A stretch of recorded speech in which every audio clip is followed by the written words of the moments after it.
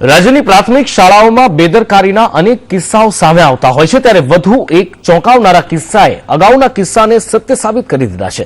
સુરત જિલ્લાના પંચાયત શિક્ષણ સમિતિ સંચાલિત સાઈનની શાળાની આ ઘટના છે કે જ્યાં આદર્શ નગર પ્રાથમિક શાળા ધોરણ 2 માં અભ્યાસ કરતી વિદ્યાર્થીની પર મધ્યાહન ભોજનનું ગરમ જમવાનું પડ્યું। આ માસૂમ બપોરે રિસેસ દરમિયાન મિત્રો સાથે મળીને શાળાના ઓટલા પર રમી રહી હતી, ત્યારે અન્ય બાળકોને મધ્યાહન ભોજનનું શાક રોટલી અને દાળ પીરસવામાં આવી રહ્યા હતા, ત્યારે ગરમ દાળ આજુબાજુ ઢોળાઈ અને માસૂમ તે દાળ પર પડતા ગંભીર રીતે દાઝી ગઈ હોવાનું શાળા સંચાલકોએ જણાવ્યું છે।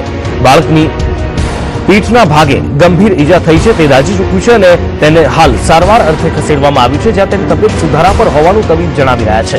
પરંતુ આ સમગ્ર ઘટનામાં બેદરકારી કોની, તે એક મોટો સવાલ છે।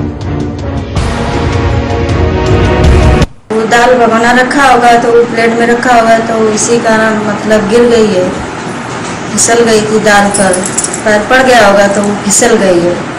તે દિવસ તો અમે છોકરાઓને લાઈનમાં બેસાડીને પીરસતા જ હતા, તો થોડું શાક છોકરાઓને પીરસીને મૂકેલું હતું ને છોકરી દાદર પરથી દોટી આવીને તે પડી ગઈ, એટલે ઊંધી પડી, એટલે પેલું શાક ધોરાયું ને તો તેના રસાથી એ દાજી।